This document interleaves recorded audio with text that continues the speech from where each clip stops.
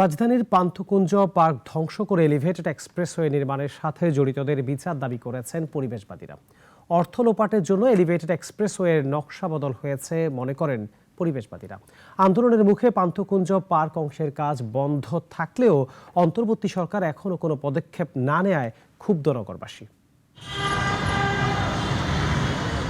Elevated expressway কাজের জন্য প্রায় ২,০০০ গাছ কেটে ফেলা হয়েছে রাজধানীর কারণ বাজারের পান্থকুঞ্জ পার্কের। নষ্ট করা হয়েছে হাজার হাজার পাখপাখালির আবাস আর অক্সিজেনের উৎস। ৫ আগস্টের পট পরিবর্তনের পর অন্তর্বর্তী সরকারের কাছে পার্কটি রক্ষায় এলিভেটেড এক্সপ্রেসওয়ে র্যাম্প বসানোর কাজ বন্ধের দাবি জানিয়ে আসছেন পরিবেশবাদীরা। কিন্তু তাতে কোনো সাড়া না পেয়ে প্রায় ২ মাস ধরে ২৪ ঘন্টায় পার্কে অবস্থান করছেন বাংলাদেশ গাছ রক্ষা আন্দোলনের কর্মীরা। এতে চলমান কাজ বন্ধ হলেও সরকারি স্থায়ী কোনো পদক্ষেপ না নেয়ায় হতাশ তারা। হাইকোর্টের একটা নির্দেশনা আছে, যেখানে স্টে অর্ডার আছে এখানে যে এখানে কোনো স্থাপনা করা যাবে না। সেই জিনিস না মেনে বাংলাদেশের জমি বিনামূল্যে চাইনিজ কোম্পানিকে এখানে দিয়ে দেওয়া হয়েছে এবং এখানে এলিভেটেড এক্সপ্রেসওয়ের এই কাজটা চলছে। এটাই প্রকৃতি বিধ্বংসী এবং জনবিরোধী প্রকল্প। ৪৫ প্রজাতির ২,০০০ পরিমাণ গাছ ছিল, সেই গাছগুলো কাটা হয়েছে। একটা টিকচাম্বুল গাছ ছিল প্রায় ৫০ বছর বয়স তার।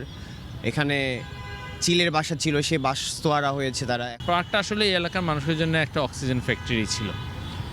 অবশ্যই আমাদের ডেভেলপমেন্ট দরকার আছে, আমরা উন্নতি করব, কিন্তু ধরেন আমার প্রকৃতিকে ধ্বংস করে ডেভেলপমেন্ট এটা আসলে খুব যৌক্তিক না। সরকারকে বোঝানো হচ্ছে এটা হলে কি সংকট হবে, পরিবেশ নষ্ট হবে, গাছ কাটা হবে।